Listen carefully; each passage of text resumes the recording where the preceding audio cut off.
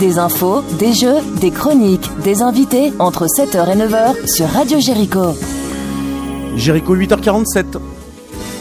Oui Roman, et puis on va parler un petit peu d'Europe aujourd'hui avec notamment les 30 ans de l'anniversaire du premier traité de Schengen. Ce sera le 13 juin 2015 et on en parle avec Philippe Hansch qui est le directeur du Centre mondial de la paix à Verdun. Bonjour Philippe. Bonjour. Alors voilà, vous participerez avec ce Centre mondial de la paix à cet événement qui aura lieu à Schengen pour les 30 ans de la signature du premier accord de Schengen. Et donc, vous, avec ce Centre mondial de la paix, vous allez y aller. Qu'est-ce que vous allez y faire? Parce que la paix, Schengen, on voit le rapport comme ça, mais concrètement? D'une part, déjà, il s'agit d'un partenariat avec la Commission européenne qui nous a invités à participer à cet événement, après nous avoir invités à la Fête de l'Europe à Luxembourg.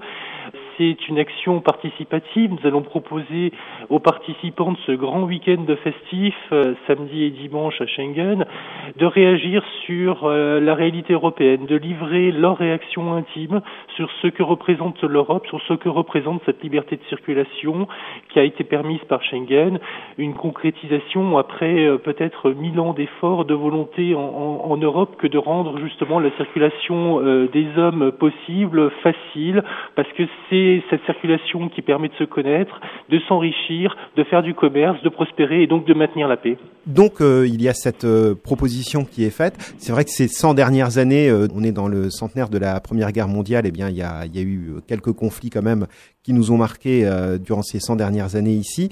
Et quand on pense à l'Europe, on arrive dans la paix. Donc vous proposez cette action participative autour de l'Europe, autour de la paix. Ça va se passer à partir d'un tableau que les gens remplissent, d'une fresque, c'est bien cela? C'est effectivement une citation imprimée sur un très grand panneau, un panneau géant. On n'a que le corps des lettres qui est imprimé, qui va permettre à chacun d'inscrire dans le corps des lettres sa réaction. Et les réactions de chacun, inscrites tout au long de la journée de samedi, vont contribuer à révéler cette citation et donc tout le monde pourra la voir. Au-delà, c'est une citation qui va avoir une autre vie, c'est-à-dire qu'elle n'aura pas simplement une durée éphémère ce week-end, elle va être exposée dans nos locaux dans un premier temps, puis elle tournera dans la grande région, et c'est aussi une façon de montrer que la voix de chacun, cette voix anonyme qu'on croit souvent impuissante, elle peut être vue de tous et jouer un rôle dans la grande région et plus largement en Europe. Philippe Hansch, c'est très citoyenne. Voilà, j'allais dire, c'est quelque chose qui n'est pas nouveau pour vous. Vous avez déjà fait ce genre d'action, notamment autour du 11 janvier avec Charlie, et puis une autre fois autour du 8 mai, 9 mai, me semble-t-il. C'est effectivement la troisième action. La première avait lieu en gare de Metz le 14 janvier. Nous avions pris par surprise les voyageurs de la gare de Metz et proposé de réagir dans une citation qui était « Je suis Charlie ».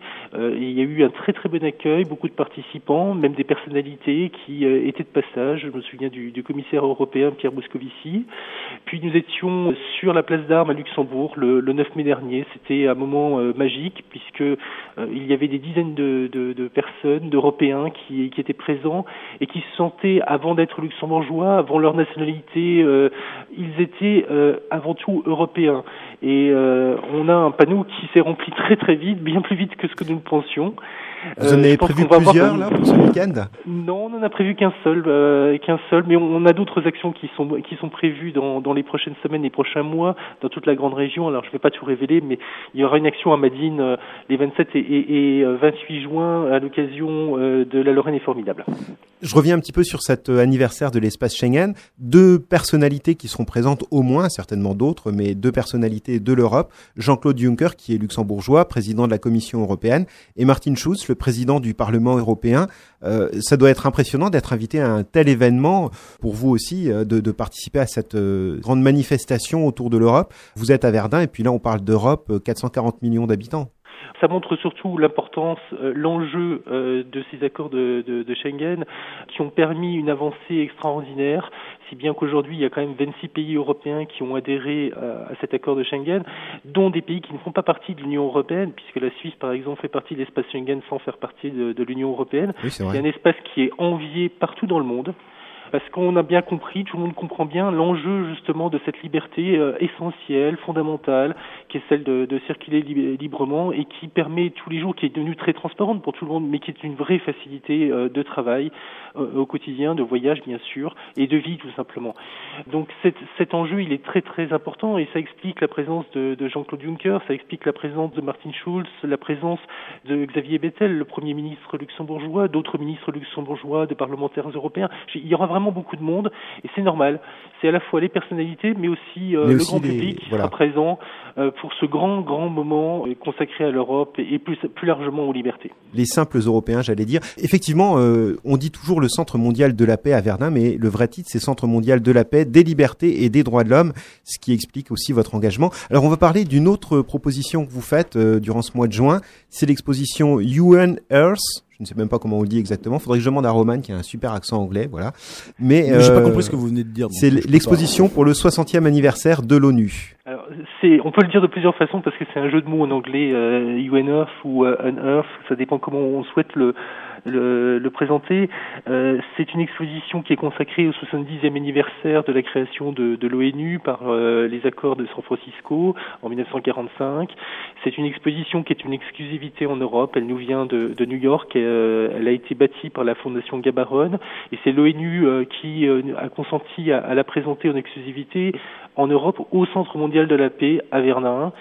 Cette exposition, elle est juste magnifique parce qu'elle est composée de photos, elle est composée d'affiches originales qui vont revenir sur l'action de l'ONU pendant 70 ans avec bien sûr des thèmes de prédilection que sont les droits de l'homme, le développement, l'assistance humanitaire, la paix et la sécurité. C'est l'occasion de comprendre que on a voulu créer des espaces de sécurité partout en Europe et dans le monde au travers des conflits ou au lendemain des conflits. On a en tête encore beaucoup de règlements de conflits, que ce soit le traité de Westphalie, que ce soit le congrès de Vienne, dont on fête aussi le bicentenaire cette année, que ce soit le traité de Versailles, la Société des Nations. Et puis c'est l'ONU finalement qui a été la solution, qui a permis de réguler en tout cas l'ordre mondial maintenant depuis 70 ans avec de belles réussites, avec des secrétaires généraux qui sont extrêmement actifs, extrêmement impliqués, connus et surtout une organisation qui rassemble 197 pays, c'est-à-dire qui fait consensus sur la planète. Philippe Hanche, donc on rappelle cette exposition UNEarth et le concert du 70e anniversaire de l'ONU le 25 juin 2015 à 18h15, une entrée libre au Centre mondial de la paix à Verdun. Merci beaucoup et puis bonne chance pour tous ces événements, toutes ces commémorations qui nous font également entrer dans une grande histoire et peut-être, on l'espère, qui nous font avancer vers cette paix. Merci à vous. L'histoire, c'est vraiment notre quotidien et c'est ce qui nous permet de construire le futur. À très bientôt, au revoir.